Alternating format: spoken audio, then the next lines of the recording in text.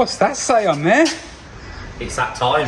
What does this say on your t-shirt? More to the point, you're not going to tell me that that is now accurate. No, hang on. We have a bike dyno, so it's been accurate for a while, but for a long time. Wow. So it's now double DynoTorque. That is a lot of fancy looking stuff. Yeah, I'm not quite sure where we're going to put it yet. No, we haven't worked out that bit out really, have we? But you know, it's. I think I'm going to lose a ramp and it's going to go at the back, so we can do the extraction. Yeah. Because there's big posh extraction. Yeah. With all really nice stuff and a big fan, which is obviously very important. Yeah. We all know about dyno. We do indeed, especially with our that's cars. Really nice. That's amazing, isn't it? It's yeah. So really, really nice stuff, yeah, that is a little bit of a weekend project, yeah. Yes. I mean, we've been working on this for a little while now. Well, we've been speaking about getting a dyno for years and years and years. Yeah, yeah.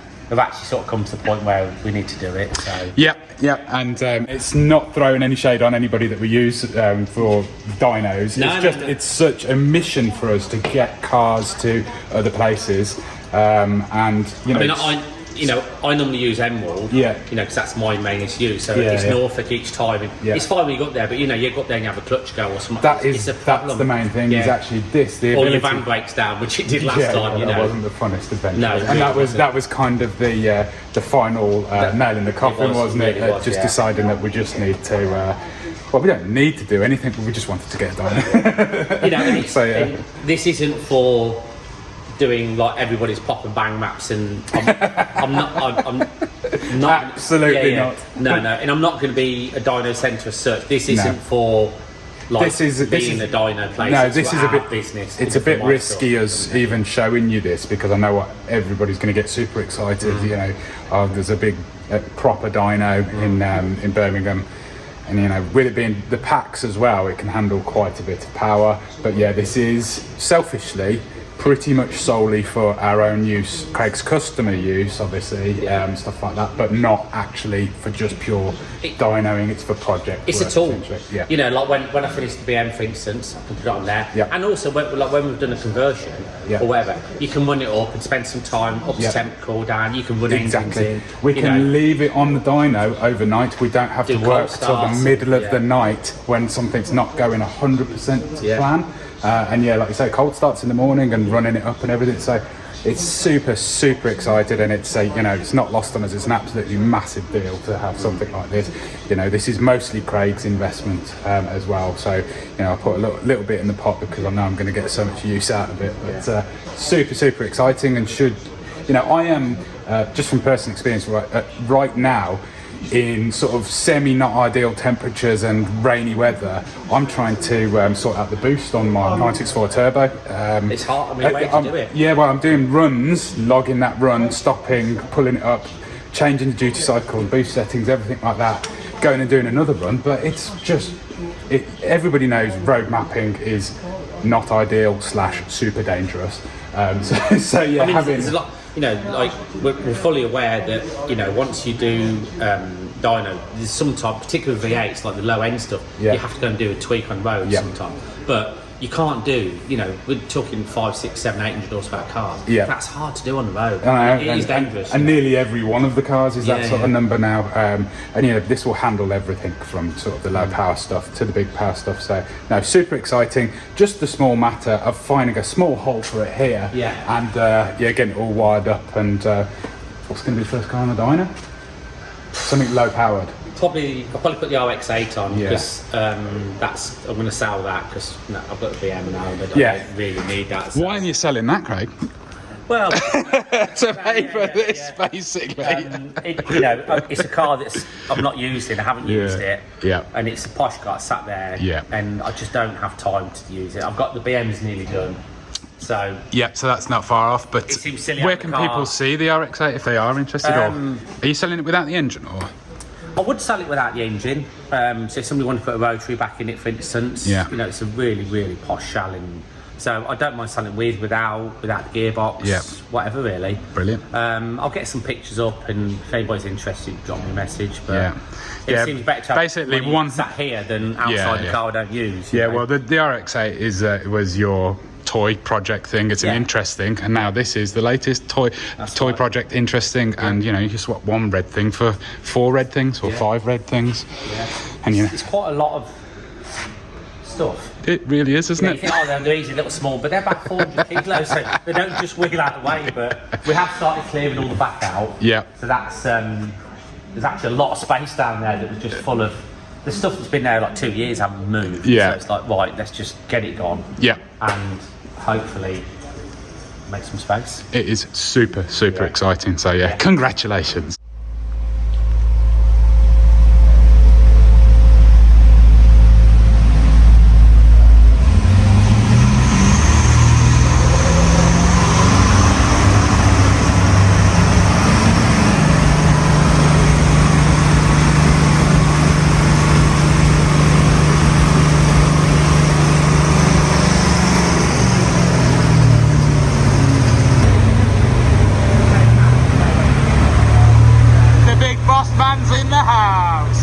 So for those of you that don't know, we've known each other quite a while, haven't we? I've known you since I was... Careful. when we were slim. I reckon that was probably 2002, 2003, I reckon. You and Brett. Yeah. So for those of you who don't know, this is Mark from Avionics Sport, and he used to be the DynoPack distributor. He was also the first person to use DynoPacks in the UK. You know a thing or two about them, I would say. I've probably done a few cars in my time. You have, including my very first drift car. Power FC. Power FC. Drove to the workshop and drove it home. Did 14,000 miles in that car. When drifting was good. Yeah. Oh. I mean, I'm kind of with you there. Oh, it depends, doesn't it? Like you could go on forever, don't you? But no. The cars now are mega. But They it's are. just too far for everyone. Yeah, indeed. So, but it's a good bit of kit. If you need to know anything about these things, we've probably got the right man here. So much appreciated for coming down and showing Craig the ropes. It's gone pretty well, apart from the slight debris issue off the ceiling. The fan is quite a thing, and it's moving some air and moving some lead-filled paint in the process as well. So I think we need to turn it on and just let it do it. Yeah, that's what I was saying. It is gigantic. We've got a speed controller we're going to put into it, turn down, so it's just way overkill at the moment. Same with the traction, it's actually sucking the pipes flat. Right. So we need to back it off a little bit. I only just heard that, you know, from next door. Really? Yeah, it wasn't.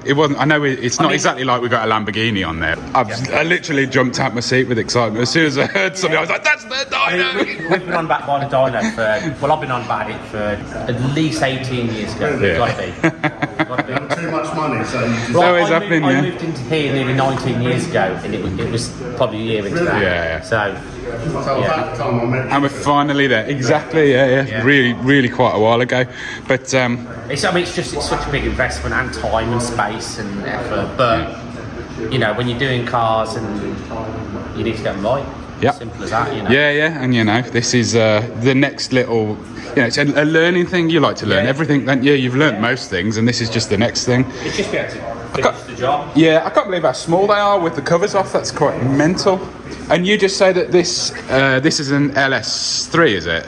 It's a 7 litre LS3. It's a 7 litre LS3, and the packs just managed to pull it down. An RPM, 5,000 RPM, and just wound it down to 1,500 like full load. So you had your foot mashed in the throttle, and the packs managed to pull it down to nearly stalling, basically. That's pretty mad. It's quite impressive. Yeah. Super exciting, anyway. Gonna learn. Noisy. It's not too bad, honestly. I mean, obviously we wouldn't. If you've got something loud on there, it'd be different. This is quite a bassy tone, isn't it? It's it's the VTEC screamers and the Lamborghini VVTs. Nah, nobody needs that in their life.